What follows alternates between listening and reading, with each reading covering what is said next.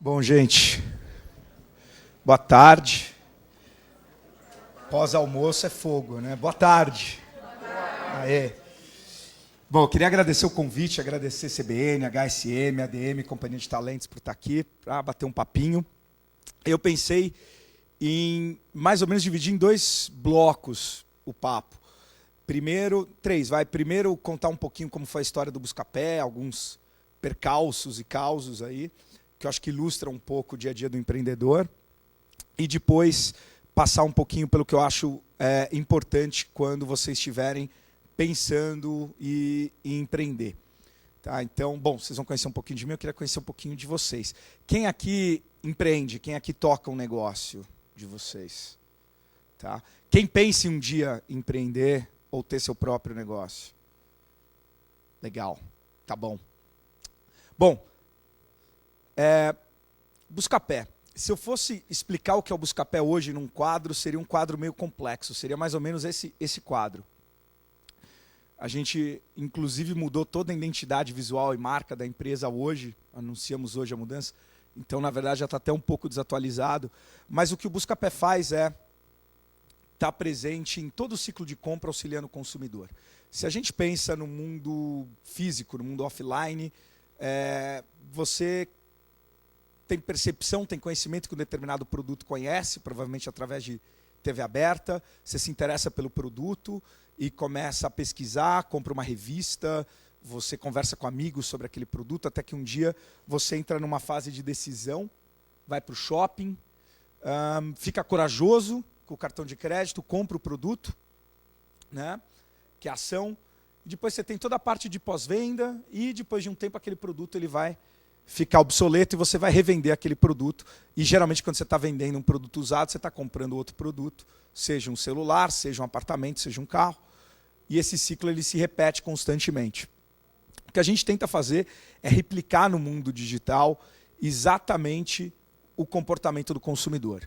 Então, hoje o Buscapé é composto, Buscapé Company, que é a empresa, é composta de 16 unidades de negócio, 16 empresas embaixo, que vão desde redes de publicidade até comparadores de preço, sistemas de pagamento, classificados gratuitos, entre outras coisas. Mas, de certa forma, o que a gente faz e sempre fez foi dar poder ao consumidor, né? Eu acho que a essência do Buscapé é tentar fazer com que o poder que, no fundo, estava ali escondido naqueles metros quadrados de varejo, e o varejista podia decidir se ia ter o produto A ou o produto B, se, de repente, não ia comprar tal produto porque o fornecedor não fez um preço bom, esse poder passar para a mão do consumidor. E a gente esbarrou em muitos problemas ao longo da história do Buscapé para ver isso acontecer. E, de certa forma, como eu sempre digo, se hoje a gente fosse só continuar com o produto Buscapé, o site de comparação de preços, a gente precisaria hoje de 22 pessoas na empresa. Alguém tem ideia de quantos colaboradores o Buscapé tem? Chute. 1.100 colaboradores. E, na verdade, acho que a maior folha de empresas de internet no Brasil. O Terra, acho que tem 250 pessoas, para vocês terem uma medida de comparação. Então, no fundo, o que a gente faz é desenvolvimento de produto. Se nenhum site fosse mudar mais, se principalmente o Buscapé, que é o maior, ele não fosse mais mudar, nós precisaríamos de 22 pessoas. Ou seja, claro, a gente tem pessoas em pagamentos, em outras áreas, mas a unidade de comparação de preço são 250 pessoas. As outras 230 estão fazendo desenvolvimento de produto. Então, o que a gente entrega no fim do dia é gente talentosa, né? Esse é o nosso maior insumo e esse é o nosso maior essência também entre os nossos colaboradores. O Buscapé é movido por pessoas que vieram para vencer. Isso é engraçado, porque eu vou estar falando depois um pouquinho da história. E quando você começa uma empresa, e pode ser só você, seu sócio, e você chama o primeiro colaborador, que no nosso caso foi um estagiário, obviamente, porque a gente não tinha grana. Você não sabe, mas você já está imprimindo uma cultura para aquela empresa. Você já está definindo uma essência para aquela companhia. E essa essência, você não precisa se preocupar tanto nesse momento em qual vai ser, o que você vai passar. Na prática, você nem tem muito tempo para isso. mas só de conviver com aquelas pessoas no dia a dia, você está fazendo isso. Um dos maiores problemas que a gente teve foi parar de transmitir a cultura da empresa, porque a empresa cresceu e a gente não tinha nenhum processo, a gente não tinha um departamento de recursos humanos, a gente tinha, quando muito, uma folha de pagamento, um departamento pessoal, e a gente parou de transmitir a cultura quando a empresa começou a ter outros andares, outros escritórios e assim por diante. Então, no fim do dia, o mundo é movido por pessoas. Bom, o Buscapé começou com uma ideia em 98. Não foi uma ideia do acaso, não é que a gente estava tomando chopp e veio a ideia. Na verdade, um grupo de amigos de faculdade, todos ali faziam poli, faziam engenharia, estavam querendo empreender e estavam buscando um negócio. E eu acho que o exercício leva a um empreendimento. A gente tinha tentado 1, 2, 3. O quarto negócio pareceu interessante, que era criar uma software house para desenvolver sistema de gestão. A gente pensou num nicho na época, que era fazer sistema de gestão para pequenas empresas, mas que precisavam de alto nível de especialização. E realmente, tinham pequenas empresas, por exemplo, que vendiam agulha, né, equipamento médico, e o preço de uma agulha é milésimos de centavos, às vezes. E nenhum sistema permitia você colocar um preço menor do que 1 centavo. Então a gente foi lá desenvolver um sistema para esse cara. E a gente esbarrou no problema de escala, né? Tudo isso era lindo, mas só tinha uma empresa que comprava aquele sistema que aceitava preço de milésimos de centavos. Enfim, depois de 1 ano e meio, deu errado. E a gente continuou procurando, até que um dia, em 98, o Rodrigo, meu sócio e amigo na época, ele estava procurando uma impressora. Internet ainda comercial estava começando, era muito restrita, mas a gente fazia estágio num laboratório de pesquisa de rede de computador, de internet, e ele procurou no Alta Vista, que era o grande site de busca da época, no Yahoo, no KD, que era o site brasileiro de busca, encontrou tudo menos preço. Né? E ele falou, podia ter um site que só fizesse isso. E aí veio a ideia de começar o Buscapé. Na época não chamava Buscapé, chamava Quanto Custa a ideia. E a ideia inicial não era pegar preço que estava na internet, porque você não tinha quase preço na internet. Né? Na verdade, era um pouco pior, as empresas não davam preço há 13 anos atrás. Para muitos de vocês que eu estou vendo que são novinhos, acho que nem viveram isso. Mas você ligava numa loja e pedia preço, ele falava, olha, desculpa, eu não dou preço pelo telefone, você tem que pegar seu carro, atravessar a cidade e vir aqui ver qual que é o preço. Bom, a ideia original era desenvolver um software que a gente ia distribuir em disquetes, né? E esses disquetes iam estar em bancas de jornal, e aí qualquer lojista, qualquer varejista ia poder pegar, colocar esse disquete no computador e instalar. Aí esse software ia buscar todos os preços que estavam no computador do varejista, ia acessar o modem da máquina, ia conectar na BBS, ia transferir todos esses dados para o nosso servidor. Bom, hoje não tem mais disquete, hoje não tem mais BBS, não tem mais modem, e banca de jornal daqui a pouco acaba. Mas, obviamente, a gente, como engenheiros e não marqueteiros, a gente achou muito mais divertido desenvolver o software. Então, alguns meses depois que o software pronto, quando a gente começou a ligar para os varejistas, obviamente, o varejista achava que era trote, ou que era piada. Então, calma aí, não estou entendendo, você vai colocar o preço na internet para comparar com os meus concorrentes antes do consumidor vir na minha loja. Mas olha pelo lado bom, o consumidor que foi na sua loja já é mais qualificado. E, obviamente, o telefone desligava, a gente escutava uma risada no máximo do outro lado. E não deu certo. E ali a empresa acabou meio que pela primeira vez. Né? Aí a gente resolveu, na verdade, capturar o que existia de preço já na internet. E na época a gente detectou 4 ou 5 lojas, mas já era uma tendência, existia nos Estados Unidos, já tinha a Amazon há muito tempo. A gente falou, bom, a gente pode ir capturando o que a gente tem na internet, quando a gente lançar, de repente tem mais preço, mais loja. Se a gente tiver um pouquinho de preço, a gente traz um pouquinho de consumidor, e com um pouquinho de consumidor a gente traz mais um pouquinho de preço. E assim foi. A gente desenvolveu um software que ia capturar os preços que estavam na internet, e lançamos o Buscapé em 99, junho de 99, com, na época, 35 lojas. Né? E era o total de lojas que existiam na internet brasileira. Bom, a gente colocou o Buscapé no ar, E na época, era o comecinho da época do telefone celular também. Então, telefones celulares eram aqueles tijolões, aqueles bem grandes mesmo, arma branca. E meu pai emprestou, na época, o celular para a gente. Era o primeiro ativo da empresa, né? O primeiro ativo imobilizado da empresa era um celular. E o celular tocou um dia. E a gente não tinha ainda divulgado tanto celular, só para a imprensa, fez press release e tudo mais. E hoje, para mim, é muito claro, mas quando você é muito pequeno mesmo, e o telefone toca, é pepino. Cuidado, porque quando você é pequenininho, ninguém te liga para te dar notícia boa. E não foi diferente. Na época, era um dos grandes varejistas, dos poucos, um dos 35 varejistas que estavam online, que ligou para pedir para ser retirado da listagem. E tentando entender por que ele queria ser retirado, não tinha nenhum motivo específico, ele não queria os preços comparados, e se a gente não retirasse, ele iria processar a empresa. A gente falou, putz, a empresa acabou pela segunda vez, né, de novo. E tentei explicar, falei, olha, não faz sentido nenhum, direito do consumidor, ou lei de direito autoral, não estamos infringindo nada. Ele falou, não interessa, a gente tem um andar aqui de departamento jurídico no prédio, a gente vai te processar.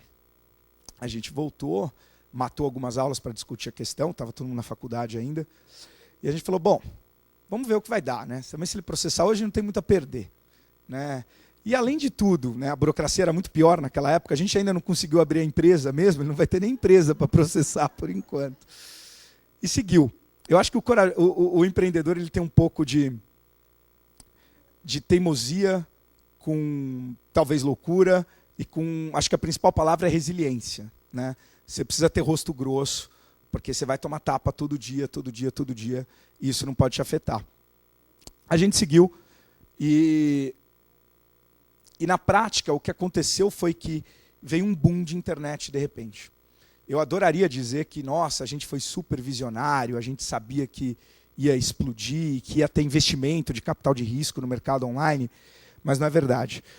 O que a gente estava fazendo era a nossa padaria. É que a padaria de 3 engenheiros infelizmente, não é tão sexy, mas é uma empresa de software ou um site, né?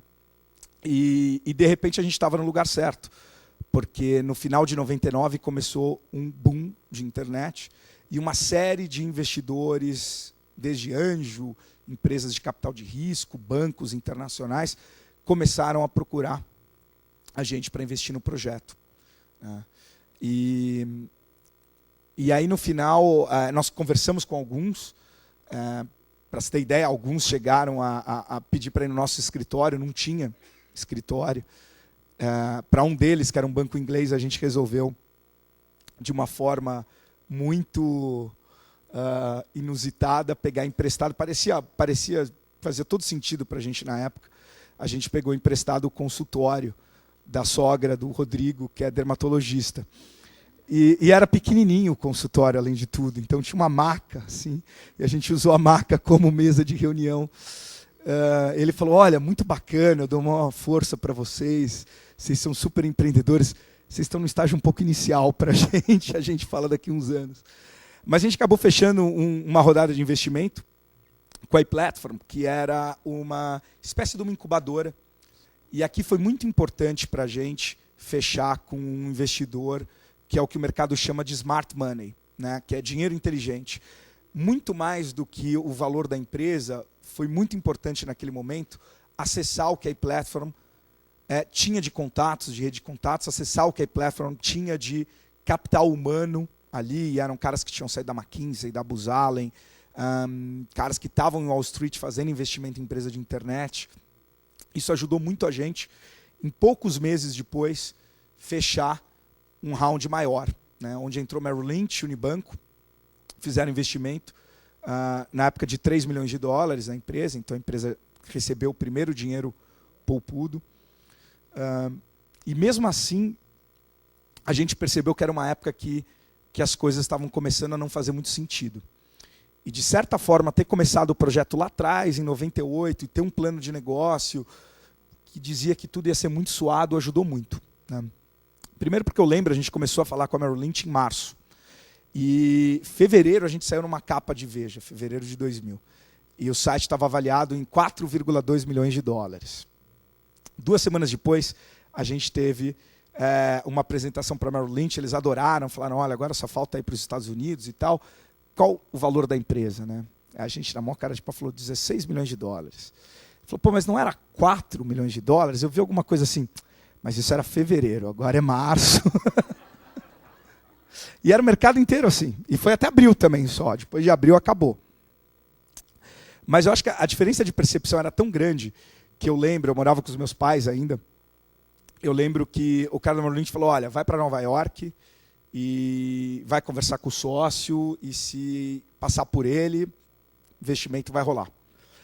Eu falei, tá bom, legal. Ele falou, olha, então eu estou marcando passagem para você, nessa época, 99, eu tinha 21 anos, estou marcando passagem para você, vê aí se você consegue ir na quinta-feira.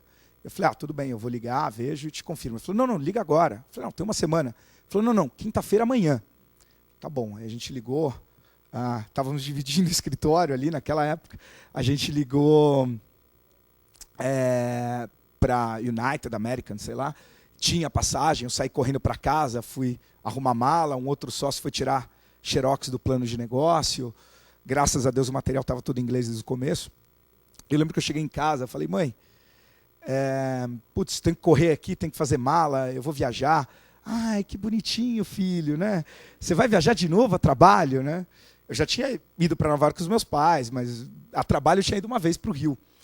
E ela lá toda orgulhosa, você vai para o Rio de novo? Eu falei, não, mas você não está entendendo, eu estou corrido, não sei o quê, eu estou indo para Nova York. Mas quando? Eu falei, estou indo hoje, mãe.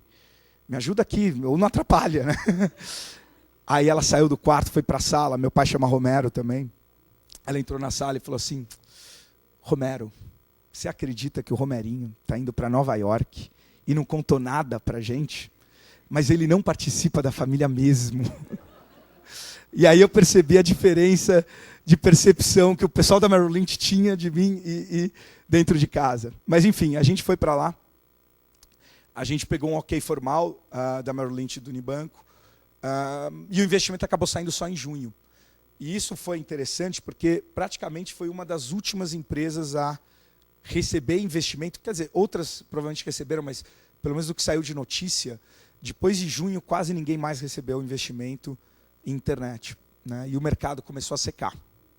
A secar. E essa foi, acho que talvez uma das sortes da companhia de ter recebido esse investimento e do nosso lado a gente ter economizado muito bem todo esse dinheiro. Então, o dinheiro era, na verdade, para ser gasto até o final do ano, em campanha de marketing, e a ideia é que em dezembro ia se levantar mais dinheiro, num valuation maior. Mais dinheiro num valuation maior, e a gente falou, não, a gente não vai gastar esse dinheiro, a gente vai investir em produto, colocar um time bom aqui para melhorar o produto, mas a gente não vai realmente gastar. Chegamos a ter discussão de troca de presidência e executivos, porque os acionistas queriam que gastasse o dinheiro. Graças a Deus, a gente continuou lá, não gastou. E quando foi 2001, quase todas as empresas de internet do portfólio da Merrill Lynch e do Unibanco tinham sumido do mapa. E quando chegou o final de 2001, a gente teve outro problema. Os acionistas falaram, olha, nenhuma empresa de internet quase deu certo, quase todas as que a gente tem ou sumiu ou estão quebradas, e vocês ainda têm dinheiro. Talvez seja um bom negócio devolver esse dinheiro e a gente fecha isso tudo. E aí, de repente, a gente tinha um problema porque a gente tinha sido cauteloso e economizado. A gente propôs trazer o ponto de equilíbrio, em vez de final de 2003, que era a previsão inicial para final de 2002, cortamos os salários dos sócios, era mais simbólico, mas tinha a simbologia de cortar, a gente não tirava muito, e entramos em 2002 com tudo, sendo super criativo, principalmente. E a gente acabou equilibrando em setembro de 2002, a gente fechou o ano de 2002 com entre 1.200.000, 1.300.000 reais de faturamento no ano todo. Parece alto, mas é baixo. A gente tinha uma equipe já de 30, 35 pessoas. Mas o mais interessante é que 91% desse faturamento era na linha outros. Era tudo fora do modelo de negócio para conseguir pagar o aluguel. Uma vez que a gente atingiu o ponto de equilíbrio, a gente focou no negócio do Buscapé, que é cliques para as lojas. Né? Na época era só o Buscapé, o site de comparação de preços. E aí a gente começou a expandir. Primeiro a gente expandiu para a América Latina, e depois, que eu acho que foi o mais interessante, foi quando a gente começou a expandir para outros modelos de negócios e começou a construir esse ciclo que eu mostrei para vocês. Isso aconteceu a partir de final de 2005. Quando a gente chegou em 2005, a empresa estava crescendo muito. A gente crescia quase 200% ao ano, então triplicava de tamanho todo ano. Margem muito boa, margem de 40%, 45%. E aí o acionista falou, olha, a empresa está ótima, está crescendo muito, a margem está excelente, o que é que nós vamos fazer? E os fundadores falaram, pô, ótimo, agora chegou a hora da gente consolidar o mercado.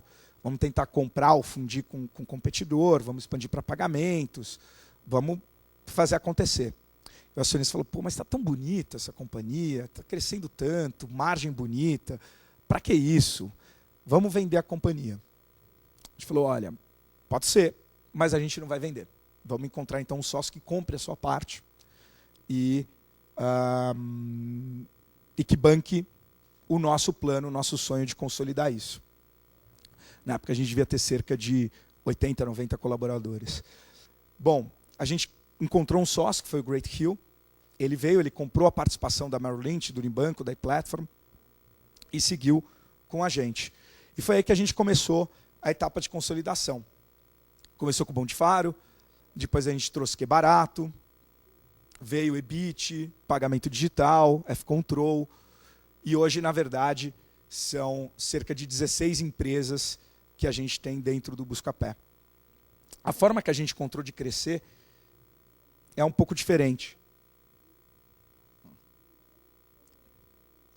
A maioria dos projetos que a gente tem no Buscapé funcionam de uma forma parecida como o próprio Buscapé funciona sem querer dentro da Naspers. A Naspers comprou o Buscapé em 2009.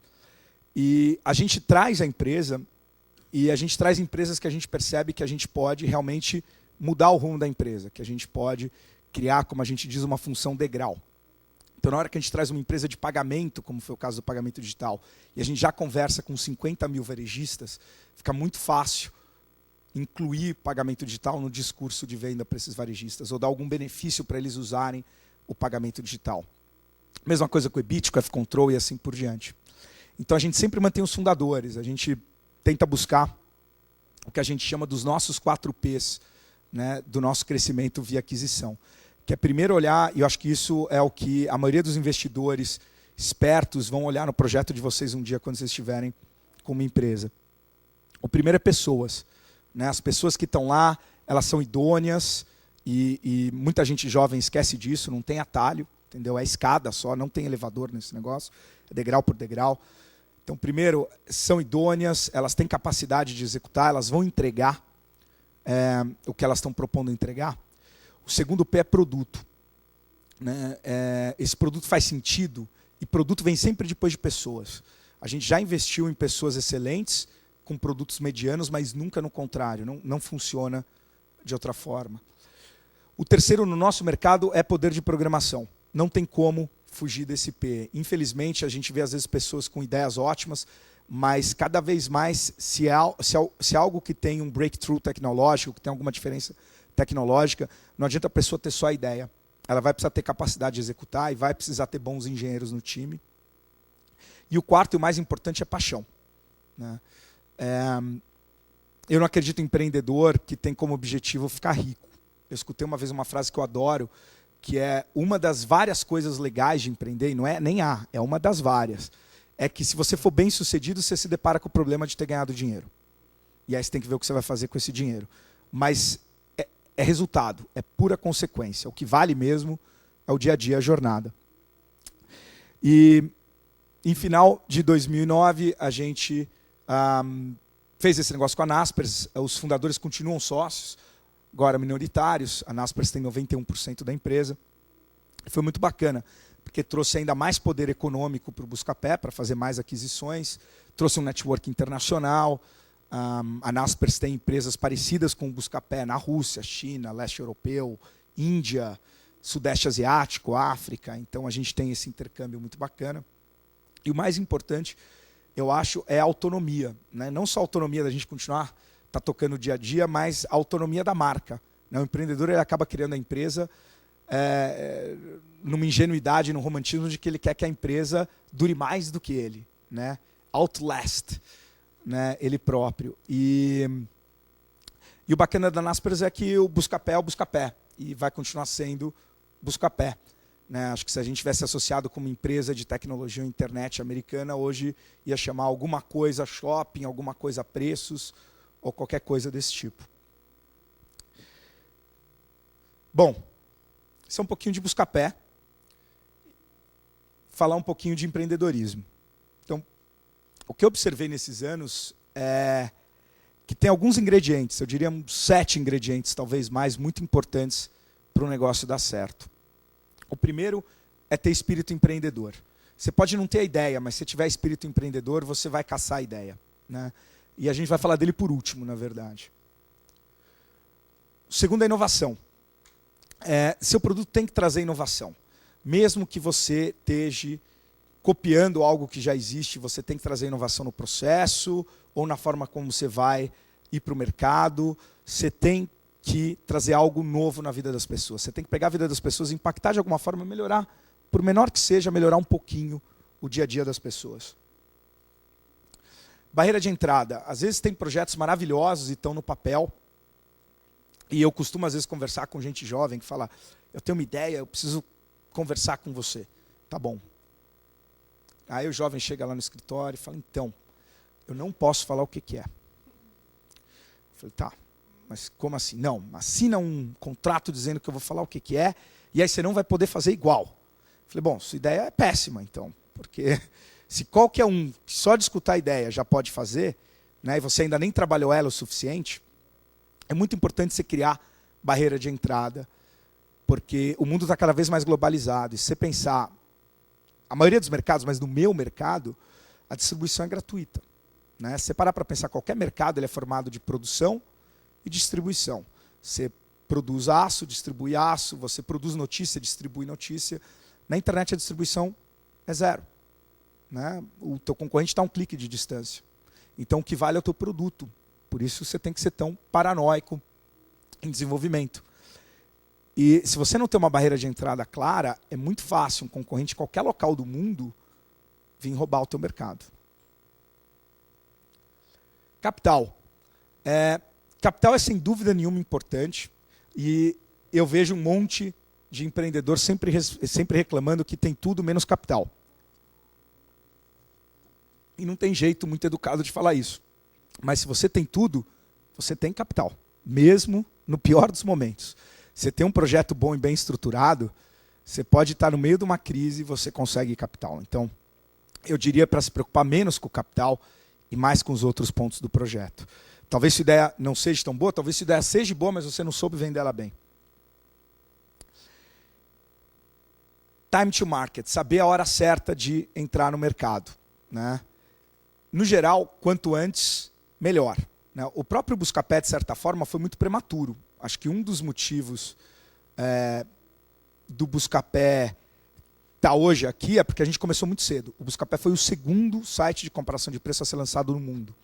A gente não se baseou em nenhum site americano, foi realmente a ideia do Rodrigo de comprar impressora. Só que no meio do processo, um chinês lançou nos Estados Unidos num site chamado MySimon. Né?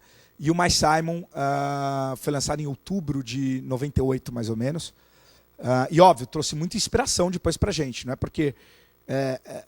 porque a sua ideia é original ou não que você não vai fazer benchmark em outros mercados em competidores. Né? Pelo amor de Deus.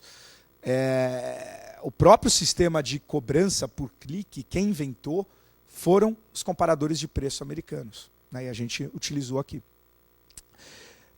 Em geral, também é importante você tentar ser líder da sua categoria. Isso parece bobo, mas é relevante. Quando a gente começou o Buscapé, e ele chamava Quanto Custa, originalmente, o nome estava registrado, e a gente foi para outro, foi fazer um brainstorming para encontrar outro nome.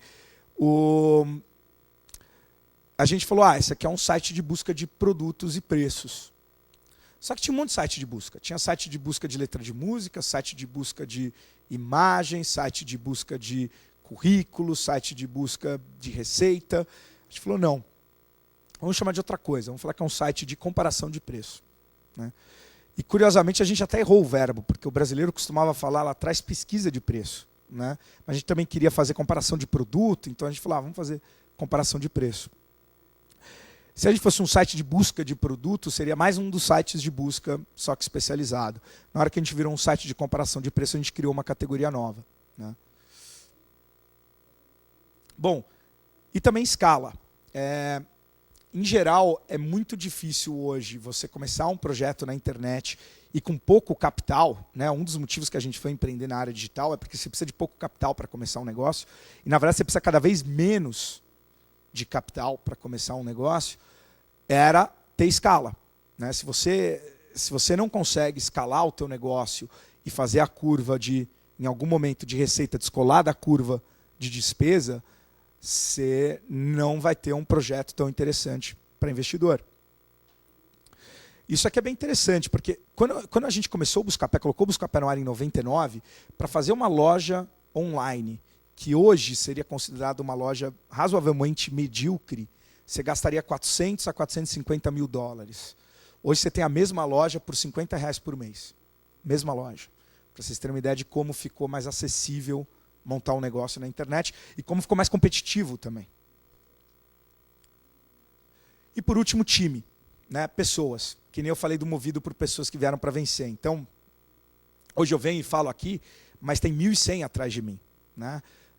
Ontem eu fui fazer algo que eu não fazia há muito tempo, que foi fazer uma virada de site com o time de engenheiros. Então, meia-noite, na verdade 15 para meia-noite, todo mundo chegou no escritório, na Paulista, uns 15 pessoas, entre engenheiro, PMOs e tal, e a gente foi fazer a virada do Buscapé 6 para o Buscapé 7. A gente tem uma nova versão do site que entrou hoje no ar, novo logomarca, nova marca corporativa, enfim. E foi uma virada grande, virou todos os e-mails de todos os funcionários. Tem gente que está lá, está trabalhando agora, e está lá desde as 15 para meia-noite de ontem. Né? Então, se você não montar o time certo, não adianta. O dia que o Buscapé foi o Romero, o Borges e o Ronaldo, e mesmo aí tem time, foi os primeiros 18 meses, porque era outra época. Hoje seria 2, 3 meses. Né? Você precisa ter um time forte. Uma vez, eu fui dar uma palestra na Endeavor, e aí era rápida, era para falar o que você fez errado e se você voltasse no tempo, você corrigiria. E eu fiquei pensando, várias coisas eu fiz errado, mas algo que fosse não operacional, pontual, algo que eu pudesse passar alguma coisa interessante. Eu liguei para uns 2 amigos, um deles tinha sido um investidor do Buscapé até bem no começo, e ele falou: Romero, eu não vou te falar, você vai ficar chateado. Eu falei: não, fala. Ele: não vou falar. Eu falei: não, pode falar, não vou ficar chateado, não. Aí ele falou: se eu fosse você, eu não teria vendido tanto. Né? Porque esse round com a Naspers foi o maior deal da internet brasileira, não sei o quê. Se você tivesse o dobro do teu percentual.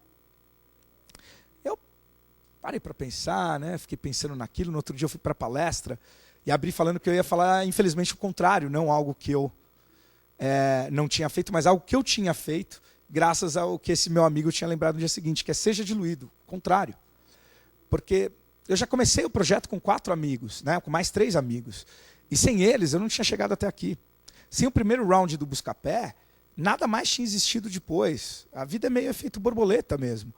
E as pessoas esquecem disso. Então, às vezes tem jovens com projetos legais que batem na porta do Buscapé e falam: não, vale 20 milhões minha empresa. Não, mas baseado no quê? Não, porque vale 20 milhões. Mas você tem que ter os degrauzinhos. Né? Você tem que evoluir de algum lugar. Nenhum projeto no papel começa valendo 20 milhões. Nem a Microsoft, nem a Intel, nem o Google começaram valendo isso. Então você tem que saber ser diluído. Claro, pelos sócios certos, na hora certa, na quantidade certa, mas é outro mundo. Né? Eu acho que o Brasil, antigamente, você conseguia pensar em montar uma empresa com pouco, médio ou muito capital e conseguir chegar numa fase madura da empresa e se manter como um grande acionista e falar: não, vou fazer a sucessão familiar da empresa. Hoje o mundo é muito diferente. Mesmo os fundadores do Google, eles têm cerca de 10% da empresa. Né? Cada um pouquinho menos, cada um. Mesmo o Mark no Zuckerberg no Facebook tem 20 e poucos % da empresa. Quer dizer, o mundo mudou muito, então a mentalidade precisa mudar. Você não vai chegar lá sozinho, você precisa de time. Passando rápido, em termos de inovação, você pode desde fazer algo que vão te chamar de louco pra caramba, né? Você vai quebrar um paradigma, você tem muito risco, o retorno alto, mas infelizmente a curva risco-retorno ela não é linear, até você ser um seguidor muito mais eficiente. Você vê esses exemplos em tudo quanto é mercado. Alguém que vai lá e bola uma companhia aérea ainda melhor do que a anterior em termos de processo, né? O próprio Bom de Faro foi um concorrente muito difícil para o Buscapé, porque a gente testava tudo, na hora que a gente acertava e falava é assim, o Bom de Faro ia e replicava certinho o que tinha sido feito, né? E essa é uma estratégia super válida, né? Que é você pegar o vácuo de alguém que está na frente. Do ponto de vista de escala, acho que esse aqui a gente nem precisa passar, mas além de agregar valor para a cadeia, também tem projetos maravilhosos que travam, né? Dá o PAN quando você pergunta, mas para quem que você está agregando valor nessa história? E o empreendedor não sabe responder. Se não tem claro para quem você está agregando valor, você tem um grande problema. O Buscapé, ele recebe o dinheiro do varejista. Então, teoricamente, o varejista é nosso cliente. Mas para a gente estar claro que a gente está aqui para dar poder ao consumidor, né? É o nosso usuário que eu agrego valor. Mais do que nunca. E óbvio, na hora que eu começo a agregar valor para o usuário, o varejista também vê valor. Capital, eu acho que aqui o mais importante é a última. Eu costumo brincar que a Microsoft não é a Microsoft à toa, né? Porque ela fez 2 ferramentas maravilhosas. Uma é o PowerPoint. Então, você olha no PowerPoint aquele quadro inicial lá do Buscapé, parece que está tudo integrado, né? É uma bagunça. A gente adquiriu as empresas, cada uma tem um banco de dados diferente, cada uma roda uma versão de software diferente. Então, o PowerPoint é a ferramenta mágica da integração. E o Excel é a máquina de fazer milionário. Você vai lá no Excel e fala assim, hoje é dia... Que dia é hoje? 7. Hoje é dia 7, eu vou colocar R$100 na poupança. A poupança vai dar tanto por mês. Tal. Se arrasta até a linha 100 e você ficou milionário. É incrível. Qualquer um fica milionário com o Excel. Então, assim, não se encanta. Tá? Quando a gente achava que ia capturar as lojas de internet, os preços, para conseguir as lojas de rua, a gente achava que ia levar 6 meses para trazer as lojas de rua. Levaram 6 anos. Né? E não é relevante até hoje as lojas de rua no resultado do Buscapé. Tá? Bom, barreira de entrada, falei um pouco. Né? Acho que um exemplo que eu adoro aqui é Coca-Cola. Você vai lá e faz um refrigerante idêntico à Coca-Cola, com o mesmo sabor. Você descobre a tal da fórmula secreta. Aí você consegue produzir com escala suficiente para ter o mesmo preço. Você consegue distribuir para estar disponível numa vendinha em Jericoacoara. E chega lá pelo mesmo preço que a Coca-Cola. Tá, eu vou continuar bebendo Coca-Cola. Não adiantou nada todo o teu esforço. Né? Até, obviamente, barreiras muito mais fortes, como, por exemplo, Qualcomm. Né? Qualcomm não vende mais telefone CDMA há um tempão. Nos Estados Unidos o CDMA ainda é forte, no 4G a Qualcomm está de volta, mas todo celular CDMA e a maioria dos celulares 4G tem o chip da Qualcomm dentro. Ela ganha dinheiro em todos os celulares vendidos. E por último, espírito empreendedor. Né? Eu acho que, primeiro, não é normal. Então, o que eu falei de resiliência. Tá? E daí que falou não, segue em frente, você vai escutar muito não. Eu acho que, honestamente, empreendedorismo deixou de ser optativo há muito tempo. Né? Eu tenho colaboradores no Buscapé que berram por um plano de carreira. E eu tenho outros que eram estagiários há 2 anos atrás e hoje são gerentes. Se olhar de uma forma muito simples, eu tenho esses 2 tipos. Os que estão sentados, esperando o plano de carreira para saber se 1 ou 2 anos eles sobem um job grade ou não. E os que chamaram responsabilidade, assumiram negócios pequenos, o negócio cresceu e hoje tem equipe de 20, 30 pessoas. Tem muito cinza no meio, mas é basicamente esses 2 tipos de colaborador. E, gente, tesão. E desculpa o francês aqui, mas é verdade, tesão tem que superar dinheiro. Entendeu? Naquela quinta-feira chuvosa, que você tomou um pé na bunda do namorado e da namorada, a única coisa que vai te tirar da cama e te levar para o escritório é tesão. Não é dinheiro. Esquece. Tá? Tem outras profissões que vão trazer dinheiro se você quer dinheiro. Empreendedorismo é tesão. E aí tem 3 frases que eu gosto muito, para a gente fechar e abrir para a pergunta. Quem sabe faz a hora, não espera acontecer. Eu tenho certeza que se eu estivesse começando hoje o Buscapé e a internet estivesse começando hoje, eu não teria feito nada disso. Tá? Porque fica mais difícil. Eu já ia ter namorada, e está chegando o dia dos namorados, eu quero comprar aquele colarzinho para ela, eu vou parcelar em 12, né? E aí, poxa, se eu perco o emprego agora, complicou, e fim de ano, Réveillon, né? E depois casa, criança, quanto antes melhor. E mesmo se já está casado, e mesmo com criança, não existe esse tipo de coisa, eu vou trabalhar mais 2 anos, aí eu vou parar para empreender. Você tem que estar constantemente procurando uma ideia. E se você não se apaixonou pela ideia, ok, continua onde você está. E na hora que você se apaixonou, você larga tudo. Né? Me perguntaram outro dia, por que você ainda está no Buscapé? Eu falei, gente, é muito fácil. Foi até no negócio de GV. Eu falei, é muito fácil. Porque eu estou apaixonado. É minha garota. Continua sendo minha garota. Por que eu vou largar minha garota se eu estou apaixonado por ela? Se um dia eu perder a paixão, me apaixonar por outro, ok, mas eu estou completamente apaixonado. Sorte é quando o preparo encontra oportunidade. Falei que eram todas lugar comum, para a gente não ter que ficar muito filosófico. Que é isso que eu falei agora. Quer dizer, você tem que estar buscando, tá, constantemente a tua ideia. E depois que você conseguir a ideia, você vai receber um monte de não e vai continuar. Então, acho que o resumo aqui é resiliência. E o último, gente, eu falei da palavra louco e eu gosto muito da palavra impossível. Então, acho que assim, 2 palavras para vocês escutarem. Louco quer dizer que você está na direção certa. E impossível, eu acho que impossível é a palavra que mais guarda preparo. Desculpa, a palavra que mais guarda sucesso, mais guarda realização, mais guarda qualquer sonho que vocês tiverem, ele está sempre escondido na palavra impossível. Então, assim, se vocês escutarem a palavra impossível, levanta uma antena, anota o que era impossível, porque a tua ideia, o teu projeto pode estar lá. Né? Porque, que nem dizia o bordão, impossível é nada. Obrigado.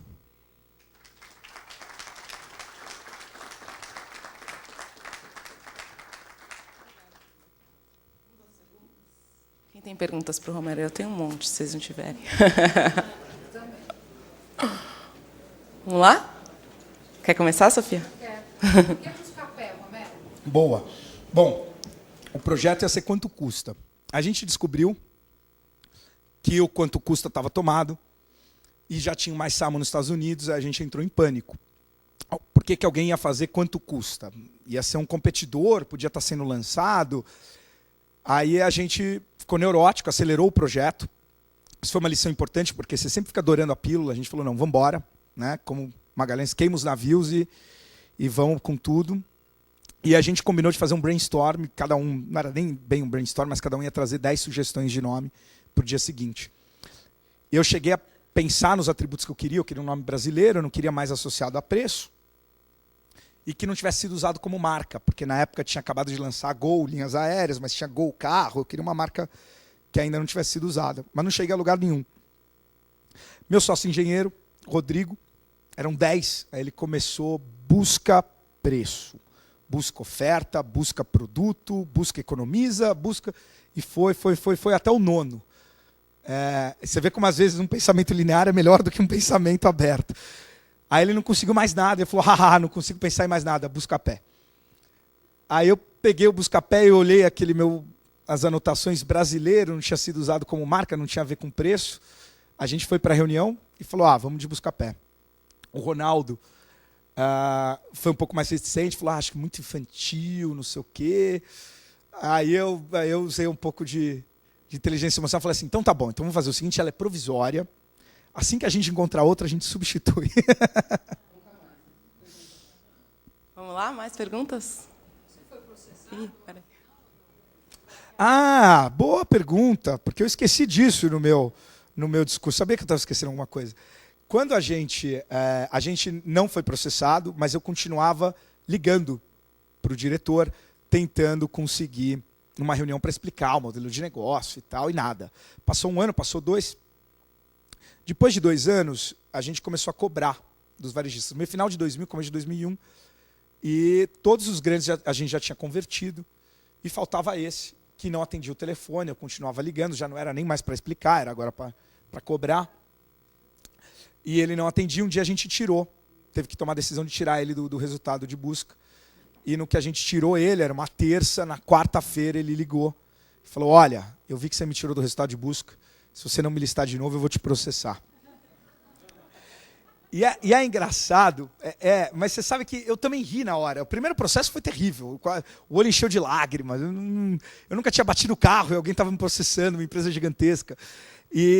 Mas o segundo, eu abri um sorriso. Eu falei, pô, tá dando certo. Porque se esse cara se incomodou, né, a gente está conseguindo cutucar. Né? E é engraçado porque o empreendedor, acho que por ser apaixonado, ele percebe muito antes que o negócio vai dar certo, sem perceber tanto. Você fica feliz e você continua acelerando. Você sabe que vai ser difícil. Mas uma vez me perguntaram, eu fiquei pensando. Esse foi o momento onde eu falei, putz, eu acho que vai dar certo isso aqui. Porque está na direção certa. Falei, pode até não ser a gente. E outro, aí é problema de execução, falha nossa. Né? Porque a gente está primeiro aqui e tal. Mas que isso vai existir, com certeza vai.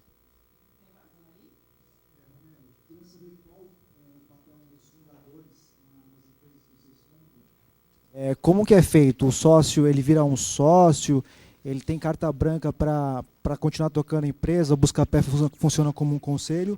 E uma segunda pergunta é se vocês estão buscando novos negócios, em qual área que vocês estão buscando? Legal. Bom, sim, a gente mantém sempre os fundadores, até porque... vou dar um exemplo prático, por exemplo, o Save Me. A gente achou interessante o segmento de compras coletivas, mas a gente não achava que fazia sentido entrar com uma operação de compra coletiva. A gente achava que a barreira de entrada era muito baixa, que ia ter muito competidor, que ia ser um modelo que ia ser parecido com um modelo, por exemplo, de mídia impressa, jornal, onde você tem 3, 4 grandes jornais nacionais, aí você tem os regionais, os de cidade, os verticais, o do carro, do emprego e assim por diante. A gente falou, não, vamos fazer o que a gente faz melhor, que é agregar. Vamos montar um agregador. Antes de começar o projeto, já tinha mapeado bem, mas antes de começar o projeto, a gente viu que já tinham surgido alguns sites, incluindo o Save Me, na época era Zip.me. O que a gente fez? A gente sentou com o pessoal do Save Me, tentou desenhar um negócio onde... Porque fazer a tecnologia era simples. A gente até tinha tecnologia para isso. Mas quem ia tocar no dia seguinte? Né? Então a gente tentou desenhar um projeto onde, e a maioria deles são assim, onde justamente a gente tenta trazer o melhor do que o Buscapé tem. Né, toda a plataforma de negócio, seja know-how, seja network, seja audiência, e os sócios continuam tocando, obviamente, a empresa. Então, hoje o Save Me é tocado pelo Heitor e pelo Guilherme, por exemplo, e com autonomia. Mas aí a autonomia, no fundo, é a mesma autonomia que eu tenho tocando o Buscapé. Eu combino um business plan com os meus acionistas e toco o business plan. Mesma coisa eles lá, a gente tem um business plan, um projeto, uma estratégia e vai. E dentro desse business plan tem, óbvio, todo o aporte que o Buscapé pode fazer, não financeiro, que é o que a gente pode se diferenciar. Porque senão, financeiro por financeiro, você vai ter um banco ou algum competidor com muito mais caixa do que a gente para poder investir. Segunda pergunta, sim, a gente está constantemente olhando o projeto.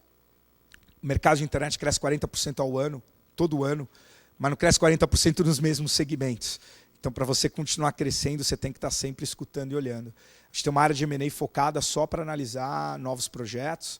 Já fizemos projetos grandes, de 30, 40 milhões de dólares, mas os melhores, os mais divertidos, são esses que a gente consegue realmente detectar ótimos fundadores, que a gente consegue dar o ambiente certo, a plataforma certa para o negócio explodir. Oi, Romero. Tudo bem? Essas 1.100 pessoas que hoje formam o grupo Buscapé e seus associados, qual é a área que efetivamente tem a maior quantidade de talentos e vocês estão buscando otimizar os recursos e buscar sinergias entre as empresas para poder gerar um EBITDA maior, um resultado melhor? Ou vocês operam com completa independência com esses novos negócios aí? Pergunta excelente.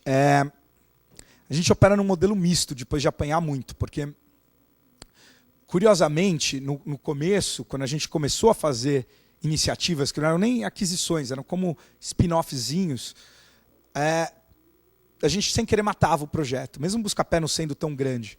E é normal, porque você tem uma fila de prioridade e você tem a vaca leiteira e alguma vaca espirra, você larga tudo e vai cuidar da vaca, senão você não tem leite no dia seguinte. Então a gente criou uma estrutura matricial, onde nós temos unidades de serviço, então tem o CTO, o CFO, o diretor financeiro, diretor tecnológico, diretor de recursos humanos, que atende uma série, na verdade, 7 unidades de negócio. O que é estratégico para a sobrevivência da unidade de negócio fica dentro da unidade de negócio. Então, a unidade de negócio desenvolve a sua própria tecnologia, faz todo o design de produto, e algumas linhas de marketing faz muito sentido ser próprio, principalmente o que é digital. Claro que existe um diretor de marketing que vai cuidar do branding, vai cuidar do offline, vai cuidar de eventos, do endomarketing, assim por diante. O de tecnologia vai colocar os padrões de desenvolvimento, de documentação, vai cuidar da infraestrutura, mas o código é desenvolvido dentro das unidades. Então a gente fez um sistema meio de holding, não chega a ser aquele matricial americano, mas meio de holding, onde cada um dos VPs tem completo controle do P&L deles e as unidades de serviço dão suporte. E aí eu tenho 14 reports diretos hoje que estão me deixando meio loucos.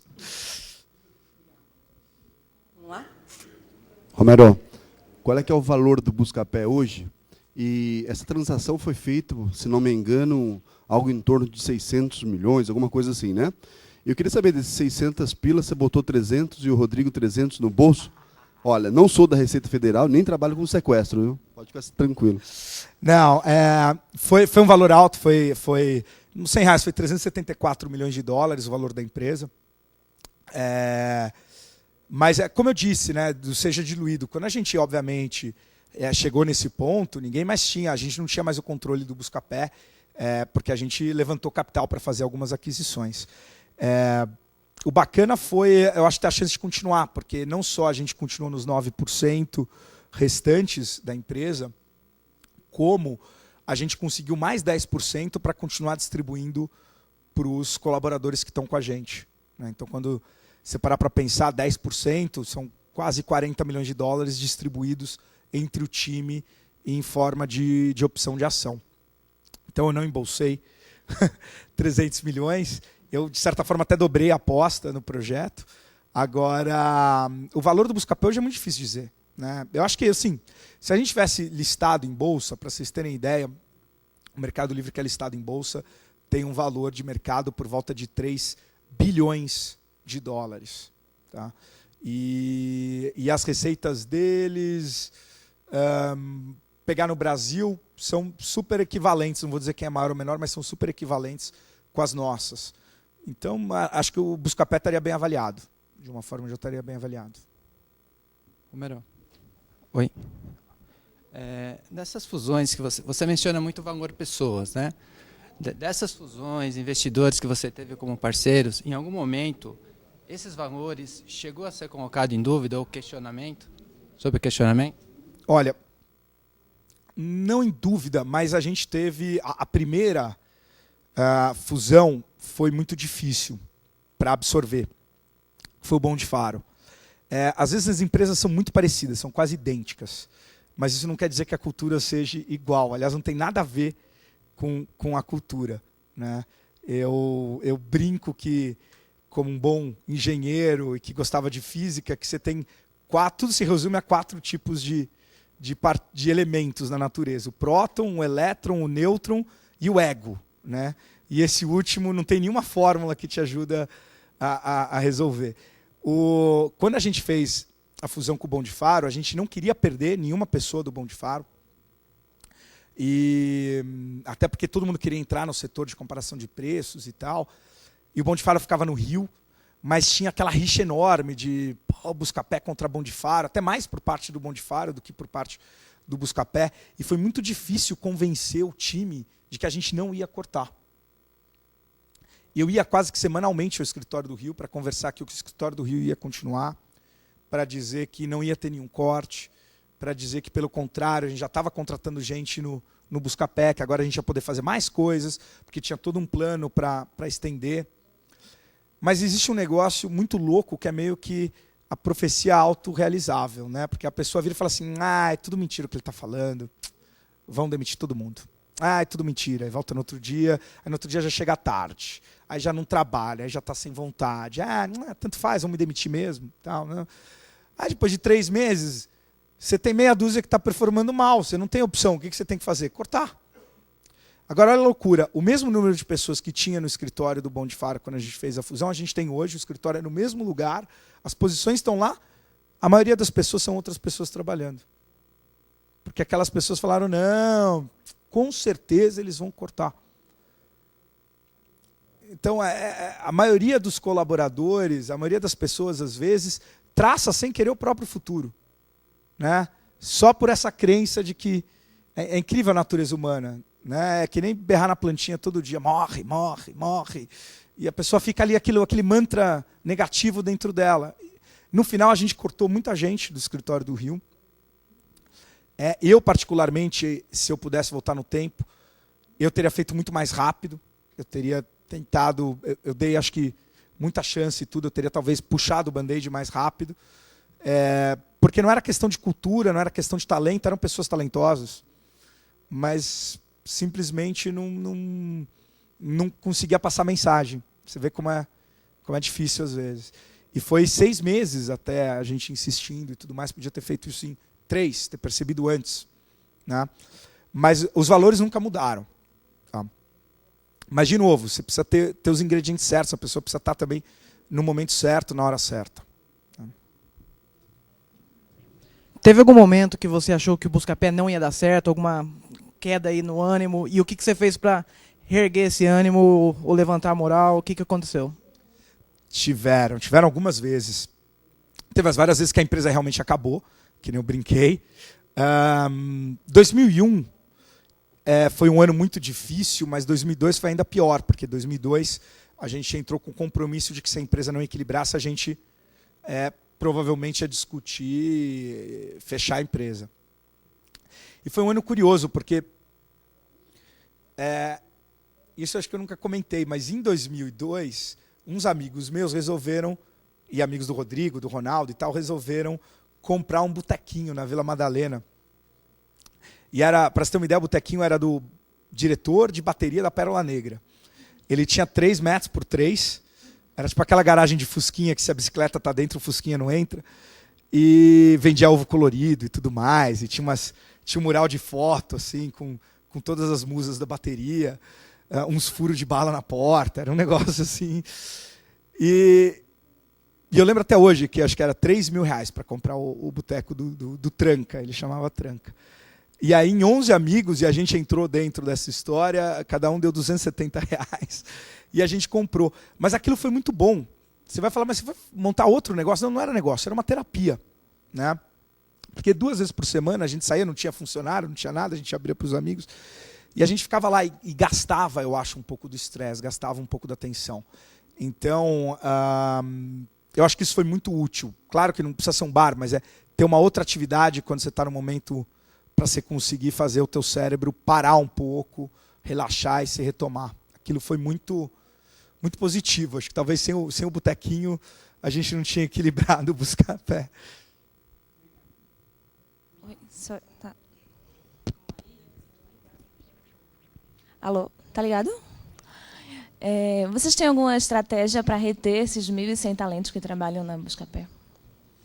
Várias.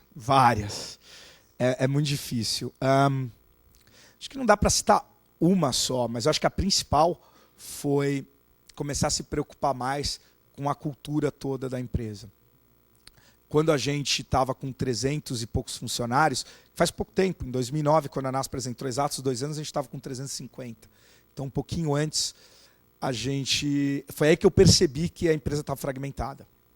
Porque eu comecei aí, a gente estava num prédio na Vila Olímpia, e ocupando 10 andares do prédio, mas escritórios quebrados, né? E nem todo escritório tinha mais identidade corporativa, coisas que você acha que é bobeira, mas não é.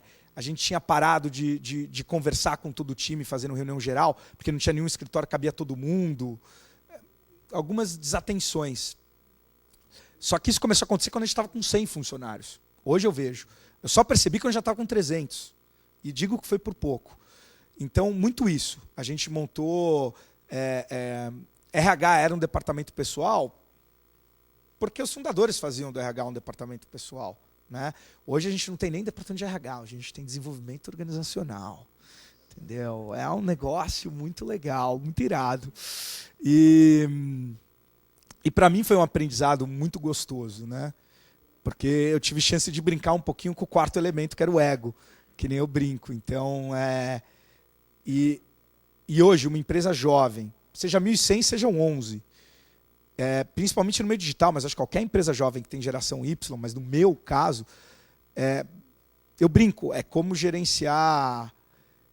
Não é que nem gerenciar cachorro, é que nem gerenciar gato. O cachorro você fala senta, ele senta, deita, ele deita, rola. O gato você fala assim, senta, ele olha para você e sai. Né? Você fala, dá parta, ele olha, né? Então, eu brinco que a minha função é, eu junto todos os gatinhos no meio da sala e falo, se você quer ter os gatinhos mais talentosos, vai ser sempre assim. Eu falo, gente, vamos para lá. Aí um gatinho senta, o outro começa a roncar.